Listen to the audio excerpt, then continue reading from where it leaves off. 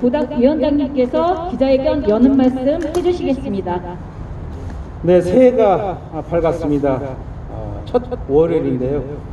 지난 한 해는 코로나로 많은 고통을 받고 있습니다. 지금도 여전합니다. 노동자 그리고 골목 상인들, 자영업자들이 그 중심에 있습니다.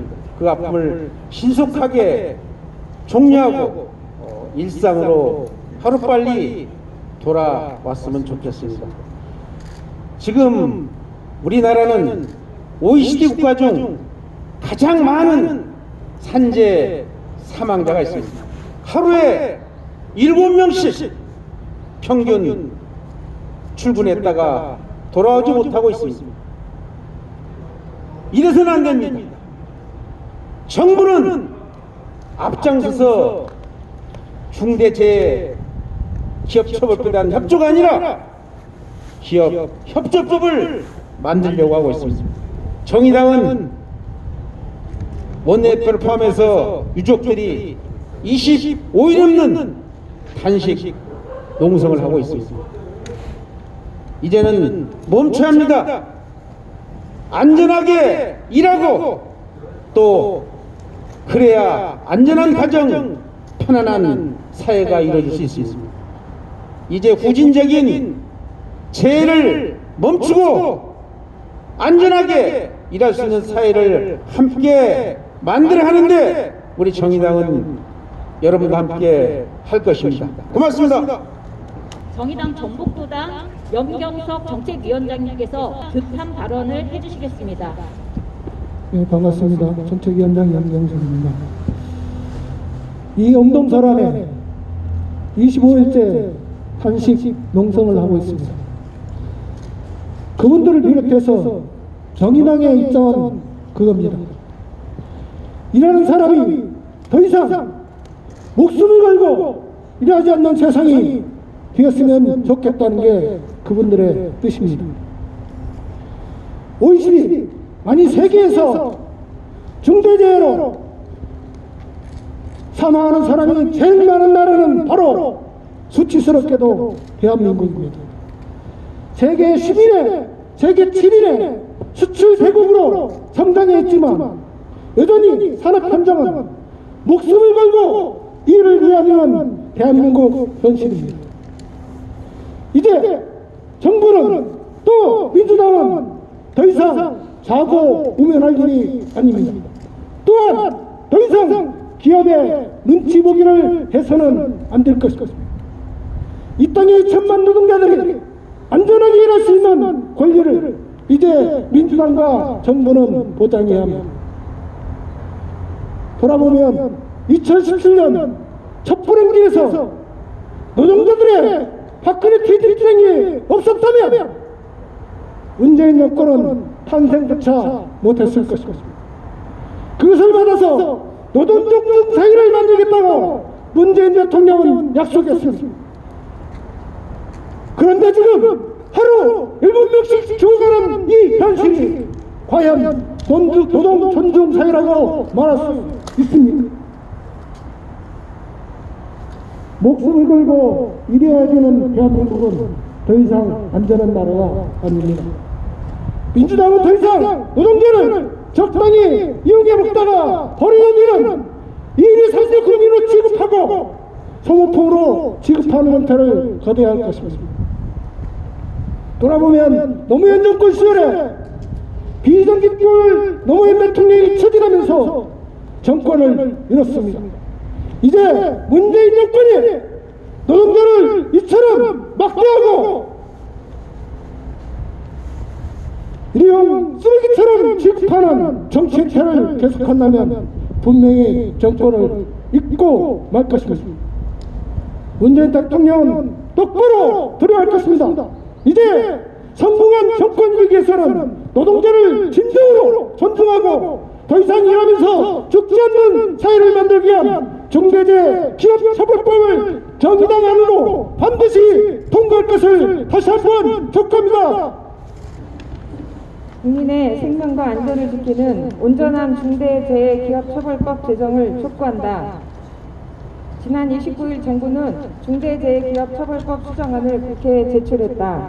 정부는 법안 취지에 공감한다고 하면서도 구체적인 안으로 들어가서는 조목조목 제한과 예외를 둠으로써 예초에 중대재해 예방과 처벌의 입법 취지를 훼손하고 있다. 정부안은 10만 국민청원 법안과 3개 정당 국회의원들의 법안과 비교할 수도 없을 정도로 후퇴된 계약안이다. 법사위에 제출된 정부안을 최악의 안으로 평가하는 이유는 다음과 같다. 첫째, 정부안은 중대재해 범위를 1인 이상 사망, 동시에 2인 이상 사망의 안으로 제출하였다. 동시 2인 이상 사망의 안은 이 법률로는 처벌하지 말자는 것으로 정부의 제출 의도가 의심스럽다. 그동안 제출되었던 법안 어디에도 중대재해 범위를 1인 이상 사망을 하고 있지 2인 이상 사망을 명시하고 있지 않았다. 2020년 상반기 중대재해 신고 내역 302건 중 2인 이상 가중 사망 사건이 3%라는 정부 통계를 놓고 볼 때 그 실효성은 매우 낮을 수밖에 없다. 만약 이 안으로 통과되고 고 김영균 노동자도 통과되면 고 김영균 노동자도 구의역 김근도 모두 중대재해에서 제외되는 것이다. 둘째, 50인 미만 사업장 4년 유예에 100인 이하 사업장 유예를 추가하자는 것은 법적 적용을 무력화하는 것이다. 민주당 법안에 50인 미만 사업장 4년 유예 조항도 말이 안 되는 것이다. 중대재해의 85%가 50인 이하 사업장에서 발생하고 추락사 등 건설 사업 사고 84%가 50인 이하 사업장에서 발생했다는 것이 정부 통계에 나오고 있다. 이런 상황에서 이번엔 100인 이하 사업장의 유예를 추가하자고 하는 정부안은 아예 법 제정의 효력을 무력화시키자는 것이다. 및 위탁 관계에서의 의무의 기속에 있어 원청 책임의 의무를 시설, 설비 등 소유 관리할 대로만 제한하자는 것은 여전히 원청은 책임지지 않고 하청업체에 전가시키자는 것이다. 그동안 수많은 중대재해에 대해 원청은 우리 직원이 아니다며 법망을 피해갔고 공사와 일거리를 수주받는 하청업체는 원청의 눈치를 보며 아무런 반론도 제기하지 못해왔다. 사망사고가 발생해도 어느 누구도 책임지지 않았다. 또한 건설업에 있어서 발주처를 아예 삭제하자는 의견은 결국 건설 현장 노동자 재해의 가장 중요한 원인 제공자인 발주처를 면책하겠다는 것이다.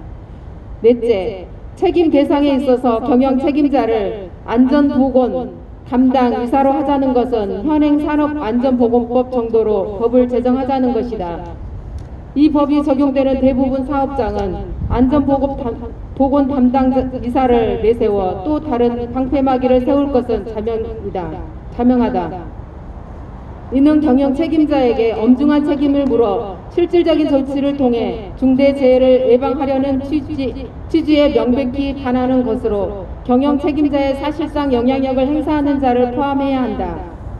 다섯째, 법인의 처벌과 공무원의 처벌에도 한정을 두면서 법의 실효성을 떨어뜨리고 있다. 사업주 또는 경영 책임자가 위험 방지 조치를 하지 않도록 지시한 때에도 법인의 가중처벌은 5억 원에서 30억 원으로 제한하는 정도로 안을 제출하고 있다.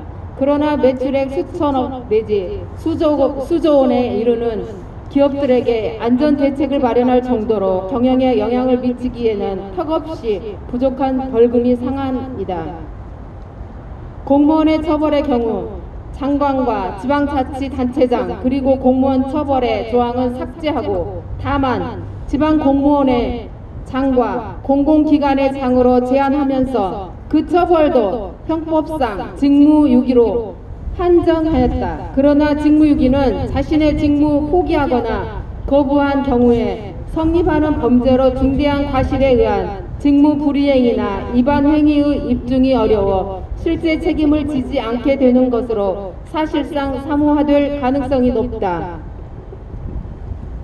오늘로 중대재해기업처벌법 제정을 위한 국회 단식 농성 25일 차이다. 지난 2일 단식 농성을 하던 강은미 정의당 원내대표가 건강이 악화되어 병원으로 이송되었으며 고 김용균 노동자 어머니 김미숙님과 고 이한비 PD의 아버지 이용관님은 지금도 단식 농성을 이어가고 있다.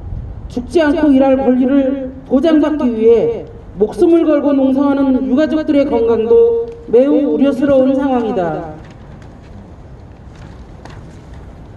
중대재해기업처벌법은 이제 사실상 공론이다. 최근 여론조사에 따르면 법 제정에 무려 71%의 국민이 찬성했다고 한다. 더 이상 법 제정을 미룰 그 어떠한 이유도 없다. 더불어 민주당과 국민의힘은 이번 임시국회 내에 반드시 법 제정이 이루어질 수 있도록 모든 수단과 방법을 강구해야 할 것이다. 정의당 전북도당은 사업주와 경영 책임자가 법망을 피해 나갈 수 있도록 정부안을 제출한 것을 규탄하며 깊은 유감을 표한다. 이 정부안은 국민 생명이 아니라 재벌의 손을 들어주는 최악의 안임을 거듭 밝히며 온전한 중대재해기업처벌법이 제정될 때까지 최선의 노력을 다할 것을 결의한다. 2021년 1월 4일 정의당 전북도당. 네, 구호 외치고 기자회견 마무리할까 합니다. 온전한 중대재해기업처벌법 즉각 제정하라! 제정하라! 제정하라! 제정하라!